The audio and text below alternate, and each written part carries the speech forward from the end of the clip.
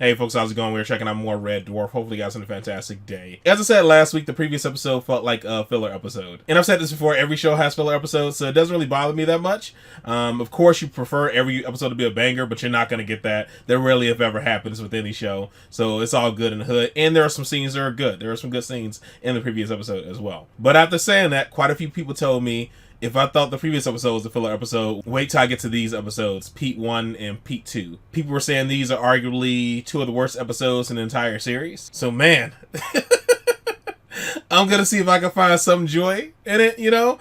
Because I've heard that before from other shows when people said it was the worst episode in the series, or they don't know why I wouldn't just skip this episode and things like that. That always happens, but I usually find something good about the episode. So hopefully that happens with the next two. Hopefully. A few people messaged me asking me to skip these because they're so bad. But as I said, hopefully I find something good in it. So let's just go ahead and jump into it, folks. We'll talk about it more at the end.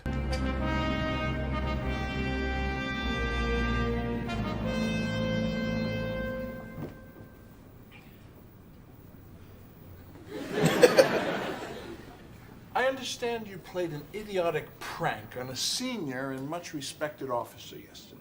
That is just not true, sir. We played the prank on Mr. Ackerman, sir. Oh, I see. What happened? We inserted the capture of the truth serum, sodium pentothal, into his asthma inhaler, sir. Which is why he rushed onto the bridge this morning, apologized for being late, saying he'd been having jiggy-jiggy with the science officer's wife, and hadn't allowed enough time to change out of his Batman outfit. Permission to snigger, sir. Permission refused. May have to snigger anyway, sir. Do either of you have anything to say? About what, sir? About Mr. Ackerman? About him being late and wearing a Batman outfit? Has he considered being Tarzan? Costume change would be much quicker. You two are both serving a 2-year sentence in the brig. Do you want to get out? Ever? Is that Mr. Ackerman's so horrible, sir? I am not, sir. I'm extremely nice. Lovely, in fact. Warm, caring, I guess but terrible. most of all nice. Welcome to floor 13. Seems like a nice guy.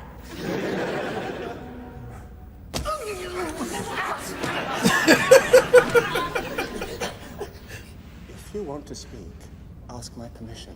I was just saying how nice you seemed. You spoke again. Poor cat. But I was paying you a compliment, buddy. I You was better saying how shut you up. seem to be a fair-minded, okay kind of guy, not one of these psycho types you sometimes get who run prisons. You spoke again. Come on, little, back me up. Third guy joined in now. Oh, wait, I get it. I should shut up. If I shut up, now stop hitting me.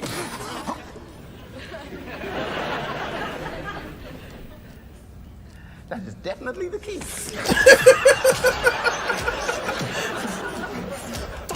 You won't add people. True, sir.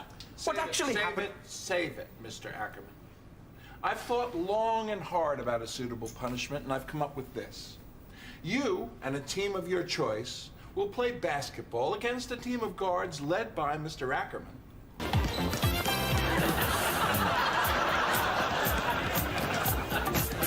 Play with those boulders, play games.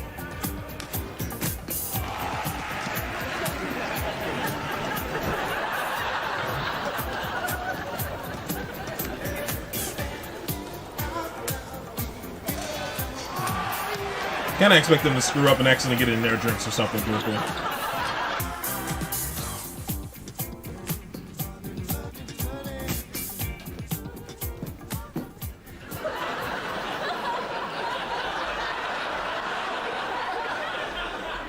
Really? Yeah, you said just keep doing that goofy shit. 7 hours. Do you know how long that is? I couldn't remove my shorts until after midnight. When I wanted a leak, I had to do a handstand on the toilet. I stopped the lift doors from closing. I wasn't even catching a lift. Where'd you get it? The Medilab? Yes, sir. How? If it was one of those damn scutters, I'm gonna have it crushed. It was me, sir. when the doc's back was turned. I went up to the Medilab for a sick note, but the doc thought I was feigning illness and didn't accept it was possible to have athlete's hand. First thing tomorrow, you're on spud duty for 2 weeks. Now get out of my sight, both of you.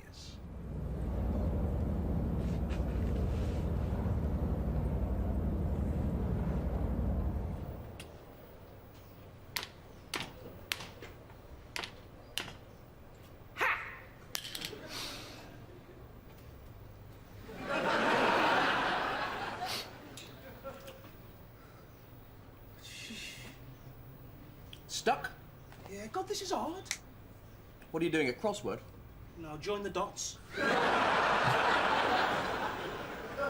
What number are you stuck on? 124. 124. 124. Have you tried 125? I know the number you gim, but it's fine if it's the hard bit. I'm not some brain-dead simpleton. Ah, there it is.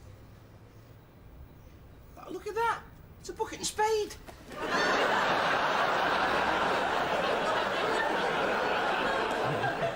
it's clever, that, isn't it? So really goofy. Supper. Are we supposed to tip them? I'm never sure.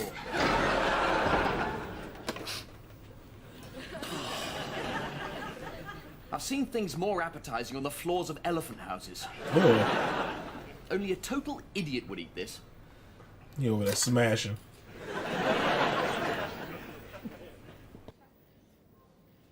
They call this meat. My grandmother's buttocks deep fried in old ship fat would taste better than this. We're on a punishment menu now.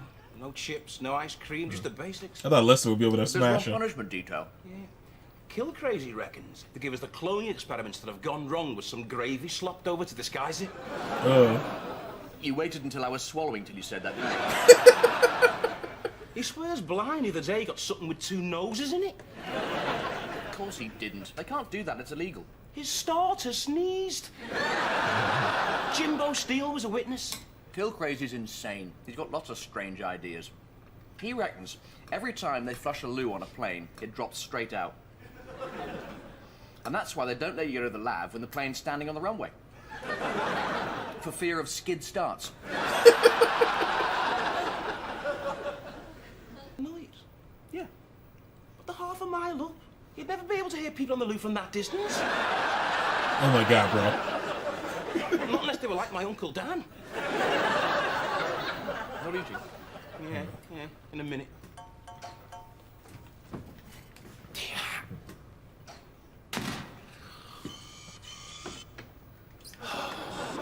He's so bogus.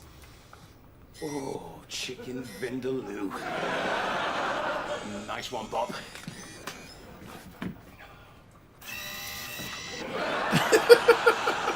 Hello, bro. You can snuck me in. Papa Don's. Any You can food get down too? the jet.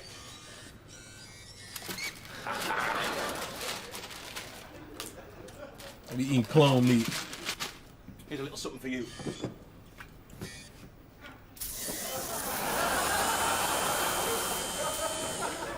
Same time tomorrow.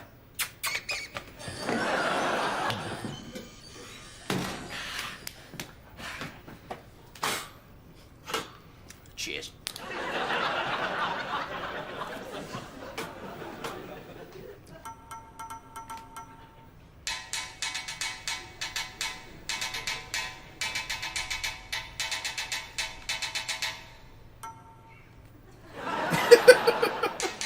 One tap.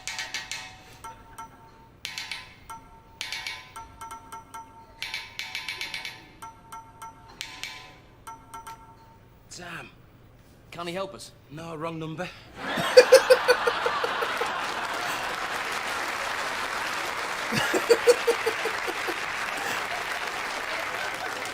We've got the Chinese laundry. Do you need anything ironing?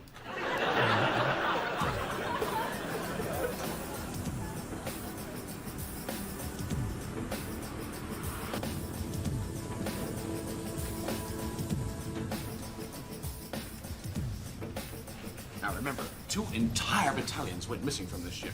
vanished without trace. We must stick together and remain constantly vigilant. 1 minute, everything's fine. Then you lose concentration for a split second, and you're all alone, and easy pickings for some hostile life form. There, dip that on you, brother. I know you think I'm a bit of a fussbot when it comes to safety procedures, but it's staying alert that has kept us all... kept us... With that thing, it can rip. Early screw.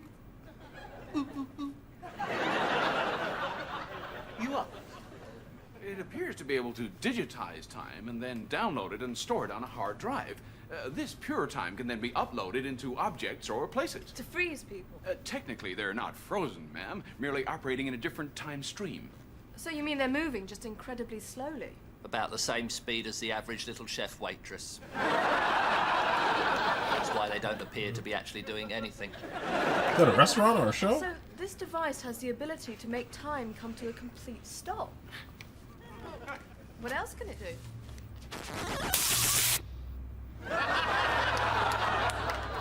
What's happened? Crichton, why are you so big? And why do I suddenly feel like a rim toe? Wow, you gotta get me back to normal. Do something. I can't go back like this. Why not? You may only be 3 feet tall, but you're both as cute as buttons.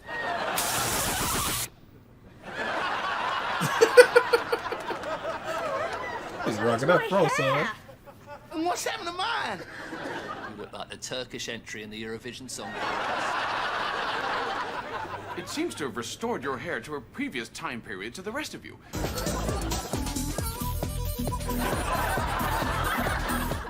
Well, It wasn't me, sir. It was him. He made me do it. Judas, I thought we'd agreed to refuse to talk. Just let me blame you first, then I'll refuse to talk. That's really If good I ball ever- caps.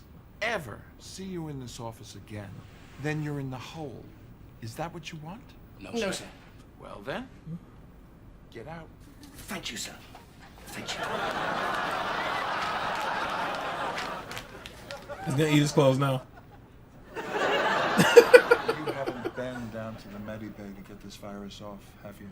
I probably shouldn't have shaken your hand, sir. That was probably a mistake. Big mistake, sir. We'll be going, sir. Right now.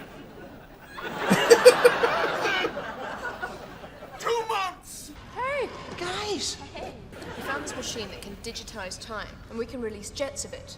And we reckon it can make our sentence pass in a nanosecond. There's something wrong with Pete. He's dead. The excitement of being free has killed him. I can't guarantee anything, sir, but I think the time wand could bring Pete back to life. Now, I'm guessing this is where the T-Rex thing is gonna come from. Smeg. Where the hell did Barney's ugly brother come from? From Pete, sir. Birds are descended from dinosaurs, or from the theropod family. There's an old cat saying which has particular relevance here. It goes something like this. We are all gonna die. Pete? Is that you, Pete? They would eat you, dude. Ugh. Gesundheit. You want some seed? That's a no, then, is it?